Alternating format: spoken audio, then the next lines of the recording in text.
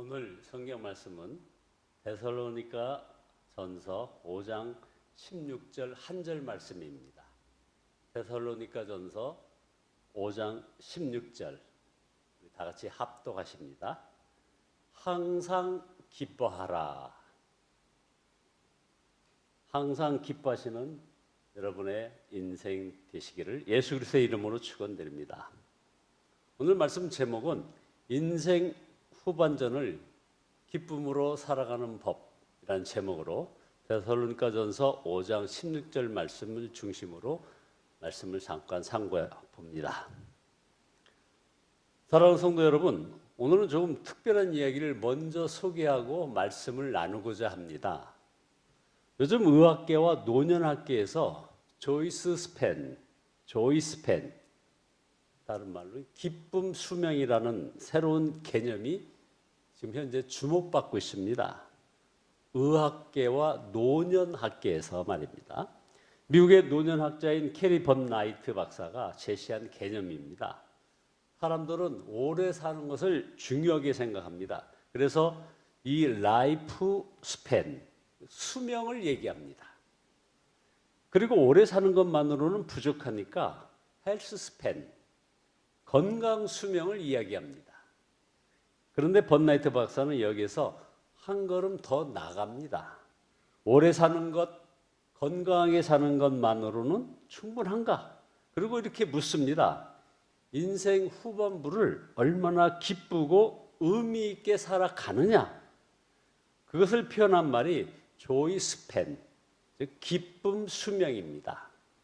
저는 이 말을 들으면서 성경 한 구절이 떠올랐습니다. 바로 오늘 본문 말씀입니다. 항상 기뻐하라.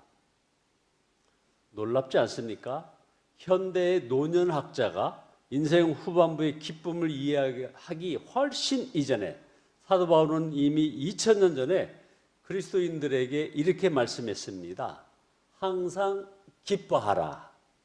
그렇다면 우리는 어떻게 인생 후반부를 기쁨으로 살아갈 수 있을까요? 이 기쁨 수명의 첫 번째 비결은 성장입니다. 범나이트 박사가 나이가 들어도 계속 성장하라고 말합니다. 나이가 들었다고 성장이 끝나는 것이 아닙니다. 새로운 것을 배우고 새로운 사람을 만나고 새로운 것을 경험하면서 계속 성장해야 한다는 것입니다. 그런데 성경은 우리에게 더 깊은 성장을 요구하고 있습니다. 오직 우리 주 곧 구주 예수 그리스도의 은혜와 그를 아는 지식에서 자라가라. 우리 몸은 늙어갈 수 있습니다. 그러나 우리의 믿음은 계속 자랄 수 있습니다. 20대보다 70대의 기도가 더 깊을 수 있습니다. 30대보다 80대의 감사가 더 깊을 수 있습니다. 젊을 때보다 인생 후반부에 하나님을 더 깊이 알 수 있습니다. 그러므로 사랑하는 여러분, 나이가 들어도 믿음은 늙지 마시기 바랍니다. 새로운 것을 배우십시오. 성경을 더 깊이 읽으십시오. 기도를 더 깊이 하십시오. 그리고 하나님을 더 알아가십시오. 육체의 나이는 먹어도 영혼의 성장은 계속되어야 합니다. 두 번째 비결은 연결입니다. 범나이트 박사는 커넥트, 연결이라고 말을 합니다. 연결하라는 거죠. 사람은 관계 속에서 살아갑니다. 특히 나이가 들수록 고립되지 않는 것이 중요합니다. 그래서 먼저 전화하십시오. 먼저 만나십시오. 먼저 손을 내미세요. 교회 공동체 안에 머무르시기 바랍니다. 그러나 성도에게 가장 중요한 연결은 사람과의 연결만 아닙니다. 하나님과 연결되어 있어야 합니다. 그래서 예수님께서 말씀하셨습니다. 나는 포도나무요 너희는 가지니라. 가지가 포도나무에 붙어 있어야 열매를 맺습니다. 우리도 주님에게 붙어 있어야 기쁨의 열매를 맺을 수 있습니다. 사람이 우리를 떠날 수 있습니다. 친구가 떠나갑니다. 배우자가 먼저 하나님 품으로 갈 수도 있습니다. 그러나 주님은 우리를 떠나지 않으십니다. 그래서 성도는 인생의 후반부에도 기뻐할 수 있습니다. 주님이 나와 함께 계신다. 이것이 가장 깊은 기쁨의 근거입니다. 세 번째 비결은 인생 후반부를 성공적으로 살아가는 세 번째 비결입니다. 바로 적응입니다. 번나이트 박사는 어답트, 즉 변화에 적응하라고 말합니다. 인생은 끊임없이 변합니다. 직장이 더 은퇴합니다. 몸이 예전 같지 않습니다. 자녀들이 독립합니다. 친구들이 하나둘 우리 곁을 떠납니다. 살던 환경도 변합니다. 이때 중요한 것은 변화가 없는 인생을 만드는 것이 아닙니다. 변화 속에서도 다시 살아갈 길을 찾는 것입니다. 성경의 믿음도 그렇습니다. 사도 바울은 수많은 변화를 경험했습니다. 그러나 그는 이렇게 고백했습니다. 어떠한 형편에서든지 나는 자족하기를 배웠노라. 환경이 바울의 기쁨을 결정하지 못했습니다. 왜냐하면 바울에게는 환경보다 크신 하나님이 계셨기 때문입니다. 사랑하는 성도 여러분, 인생 후반부에는 내려놓아야 할 것도 있습니다. 그러나 내려놓는다고 실패하는 것이 아닙니다. 하나님께서 새로운 길을 열어주실 수 있습니다. 변화를 두려워하지 말고 변화 속에서 하나님의 뜻을 찾으시기 바랍니다. 네 번째 비결은 나눔입니다. 번나이트 박사의 네 번째 원리는 기부, 나누라는 겁니다. 사람은 받기만 할 때보다 누군가에게 줄 때 더 큰 의미를 경험합니다. 시간을 나누고, 사랑을 나누고, 경험을 나누고, 물질을 나누고, 무엇보다 기도를 나누시기 바랍니다. 특히 인생의 후반부에 있는 성도들에게는 아주 귀한 자산이 있습니다.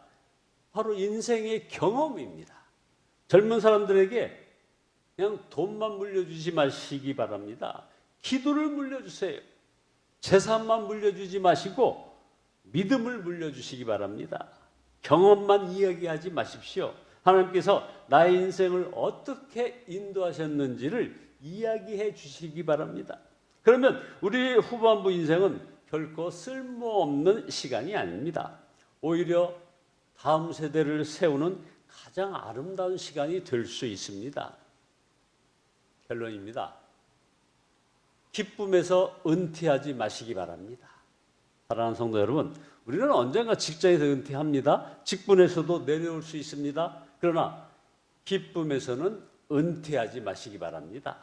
우리는 인생의 후반부에 들어설 수 있습니다. 그러나 사명에서는 은퇴하지 마시기 바랍니다. 우리의 몸은 조금씩 약해질 수 있습니다. 그러나 감사에서는 은퇴하지 마시기 바랍니다. 그리고 무엇보다 하나님을 사랑하는 일에서 은퇴하지 마시기 바랍니다. 캐리 번나이트 박사는 인생 후반부를 잘 살아가기 위해서 성장하고 연결하고 적응하고 그리고 나누라고 말을 합니다. 참 좋은 원리입니다. 그러나 우리 그리스도인은 여기에서 한 걸음 더 나아가야 합니다. 우리는 묻습니다. 그 기쁨의 근원을 어디에 있는가? 그리고 성경은 대답합니다. 주 안에 있다는 거죠. 그래서 바울은 감옥에서도 기뻐했고 고난 가운데서도 기뻐했고 인생의 마지막 순간을 바라보면서도 기뻐했습니다. 그리고 오늘 우리에게 말씀합니다. 항상 기뻐하라. 사랑하는 성도 여러분, 우리에게 얼마나 많은 날이 남아있는지는 모릅니다. 그러나 분명한 것은 남은 날을 어떻게 살아갈 것인가? 이것은 우리의 믿음으로 선택할 수 있다는 사실입니다. 그러므로 우리 인생의 후반부를 이렇게 살아갑시다. 더 깊이 믿고, 더 많이 감사하고, 더 많이 사랑하고, 더 많이 나누고, 더 기쁘게 살아갑시다. 그리고 마지막 날까지 이렇게 고백하십시다. 주님, 오래 살게 해주시는 것만이 아니라 주님 안에서 기쁘게 살게 해 주옵소서. 그래야 우리의 인생이 단순히 긴 인생이 아니라 건강한 인생을 넘어 주 안에서 기쁨으로 완주하는 인생이 되시기를 바랍니다. 마지막으로 사도 바울의 말씀을 다시 한번 마음에 새깁시다. 주 안에서 항상 기뻐하라. 내가 다시 말하노니 기뻐하라. 우리 모두가 인생의 마지막 순간까지 주 안에서 기쁨을 잃지 않고 기쁨으로 인생을 완주하시는 복된 성도들이 다 되시기를 예수 그리스도의 이름으로 축원드립니다. 기도하시겠습니다. 전능하신 주님께 찬양과 영광과 기쁨을 올려드립니다. 주님, 회개합니다. 그저 현실의 여러 고난과 질병과 여러 관계 어려움 가운데 저희들이 매여서 아버지 하나님이여 참으로 범죄했음을 고백합니다. 주여 용서하여 주시고 이제 세상 것으로 기쁨을 삼지 않게 하여 주시고 주 안에서 기쁨으로 아버지 하나님이여 우리에게 주어진 그 인생을 완주하는 그 저희들 되어지게 축복하여 주시옵소서. 주 안에서 기쁨을 잃지 않고 기쁨으로 인생을 완주하며 아버지 하나님이여 온전히 주님과 끝까지 동행하는 저희들 되어지게 인도하여 주시옵소서. 예수님의 이름으로 기도드리옵나이다. 아멘.